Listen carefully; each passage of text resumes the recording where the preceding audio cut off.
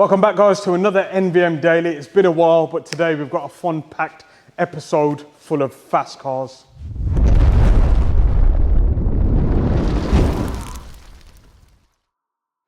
So first and foremost, we've got this BMW M140 in for NVM Stage 3. When we talk Stage 3, we're talking substantial hardware changes to maximize performance from your vehicle. And on this setup, we're going for the VARGAS Turbo Technologies GC Plus. This GC Plus turbocharger itself is a complete turbocharger. There's no core deposits, there's no exchange, there's no regrinds of the original housing. It is a complete turbocharger change with its own independent exhaust manifold. The turbocharger itself is capable of 800 horsepower, but that is engine internal limited, so we're on stock block on this, so a kind of 550 to 600 horsepower is probably going to be the most we can get out of it. We are coupled with a Dorch Stage 2 high pressure fuel pump to make sure that the car can fuel accordingly for that power, and we've got our NVM shielded downpipe and charge pipe as well. This car itself has already been modified in some ways. I mean, it's got an exhaust system on there, an intake or panel filter, so it'd be interesting to see the difference it makes.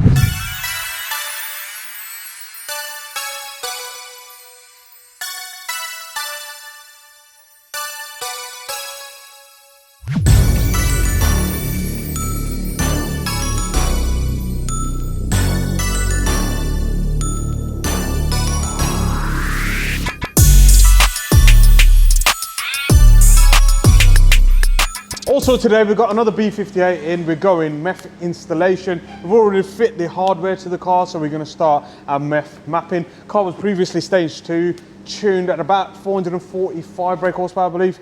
So let's see what we can do with the MEF injection. So a typical MEF installation on the B58, which is utilising the Berger Motorsport MEF integration kit, as well as a Snow Performance VC50 and also our NVM charge pipe. So all of that has been fitted already. We're actually going to run a BM10 or CM10 nozzle instead of the dual 5s because we want as much fuel fill as possible from it without it atomizing. So yeah, let's get it on the dyno and see what we can do.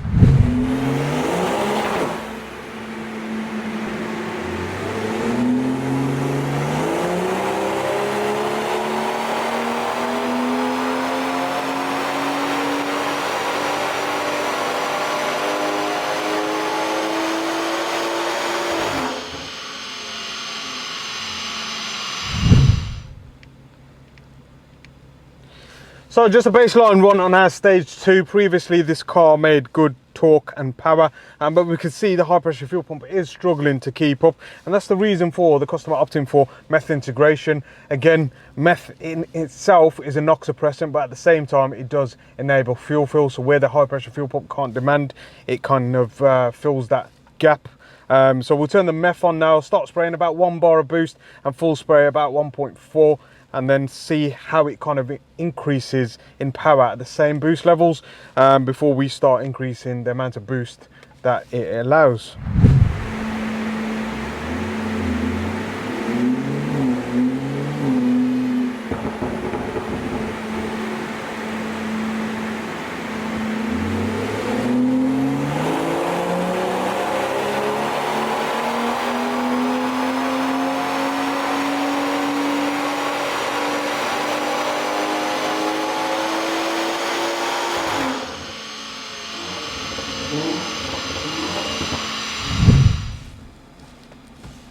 So we've actually made pretty much the same power and torque with the MEF turned on now, but looking at the data log, the high pressure fuel pump demand is met constantly, so it's not dropping at all, and also ignition timing is a lot broader in the mid-range, and looking at the graph, we've gained about 15 horsepower before peak. So now we can kind of equate for that. We can add a bit more boost and timing at the top end where it does peak cylinder pressures, and see what we can get from this setup today.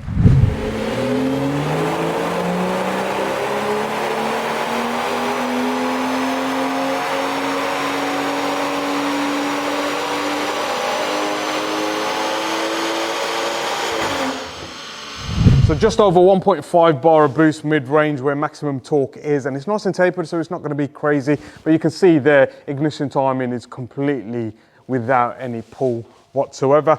Final results today 466 brake horsepower, 680 newton meters of torque. Again, that's all thanks to the MEF integration and allowing for NOx suppressant as well as fuel fill from the high pressure fuel pump. We could probably take this further with a high pressure fuel pump upgrade and use the MEF as purely intake temperature reduction and NOx suppressant rather than fuel fill, but I think it's going to be a savage on the road. So we'll get the owner to do some 100 to 200s and I'll try and leave it in the comment below. But yeah, let's get back to the stage 3 build.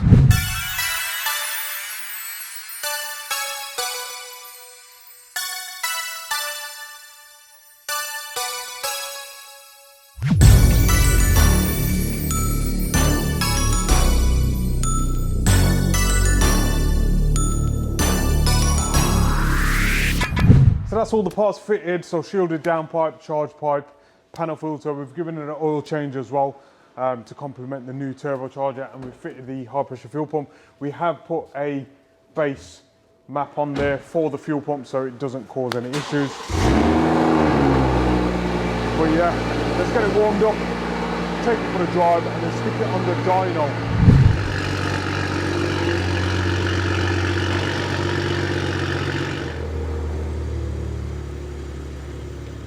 So it's imperative we take the car for a little test drive just to make sure everything is bolted, there's no engine management lights, nothing comes up out the norm with the new turbo setup. Make sure the car gets up to temperature, thermostat's open, electronic fuel pump works, and then put it on the inspection ramp.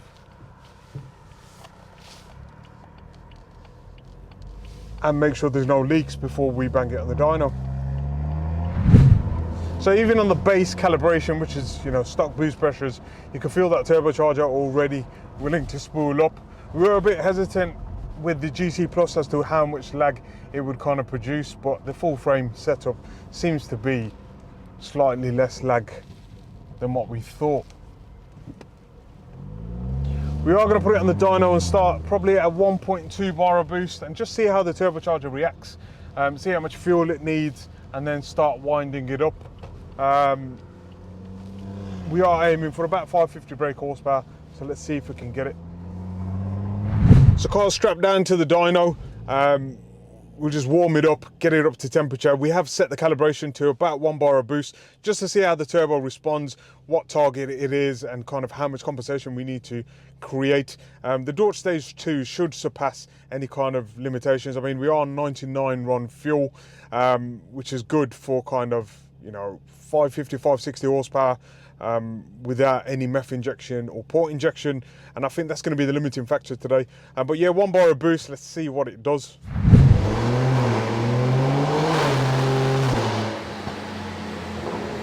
So even at part throttle, it looks like turbocharger is sitting at target.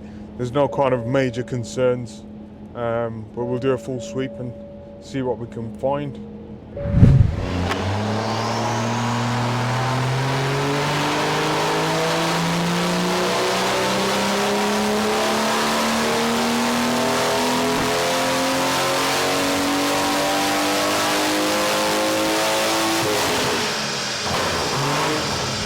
So just 1 bar of boost there, and there's a lot of timing pull. When I say a lot of timing pull, like, you know, we're at 430 odd brake horsepower and 580 newton meters of torque, and it's pulling timing already. This car was previously tuned and we put it back to stock before we start building up our tune, so no idea what the previous tuner did in terms of compensations, but yeah, there's a lot of timing pull. So looking at the data log on that pull, it was literally our base mapping. So 1 bar of boost, 10 degrees ignition timing, and it is pulling timing on 3 or 4 cylinders. So we're actually going to take the spark plugs out, give it a compression test and upgrade the spark plugs to the B58 TU before we go any further.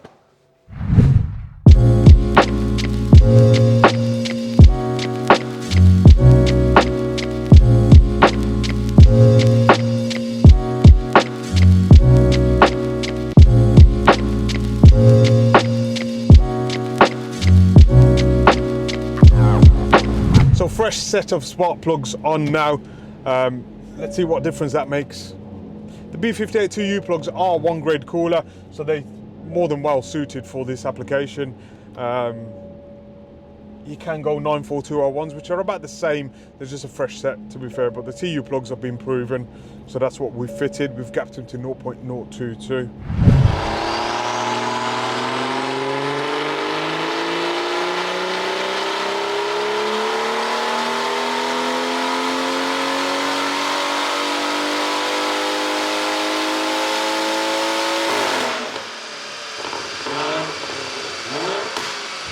Yeah, that is still 1 bar of boost, and we're at 458 brake horsepower, 600 newton meters of torque, which is good to see. I mean, that tells me that the spark plugs in there were a bit tired, a bit kind of knackered.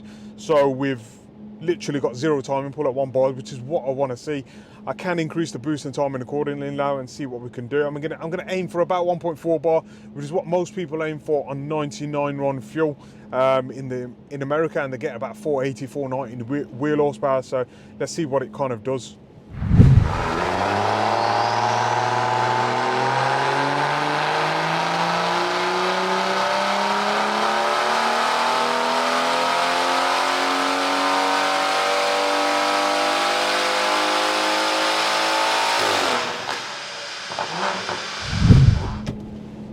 So we just loaded it up, 1.4 bar of boost, kind of conservative ignition timing. I don't really want to stress the engine yet. I want to see how this turbo kind of responds on this fuel.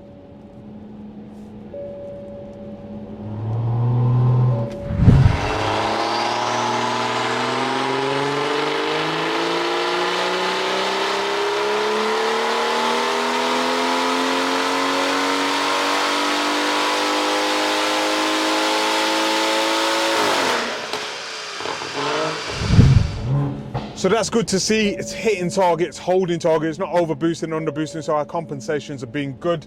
Ignition timing is still conservative. We've not even added any stock ignition timing from factory, and we've just added the boost at 481 brake horsepower, which is mad because this is like low boost setting and it's running this much power, 0 timing pull, so we can increase it furthermore.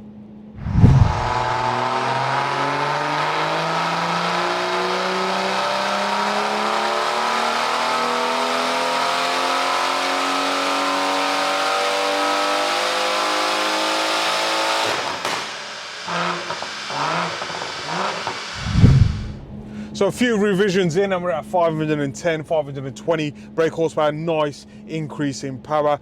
In comparison to like a pure 800 or the VARGAS GC, there is about a 300 RPM lag more than the others, but at the top end, it's just wanting to make more boost. We are limited by octane. I mean, this calibration that I've just loaded on is 1.7 bar of boost, and I think this is going to be the limitation. So let's see what it does.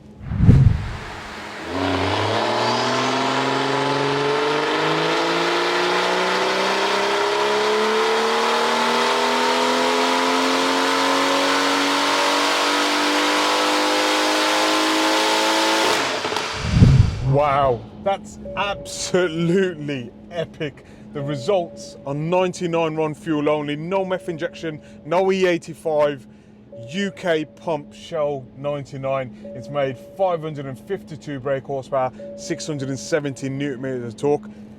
I think this is going to be the limitation for 99 RON fuel. I'd love to get this car on E85, even E30. We could gain another 30 to 40 brake horsepower, but absolutely beautiful power and torque curve, I'll let you say.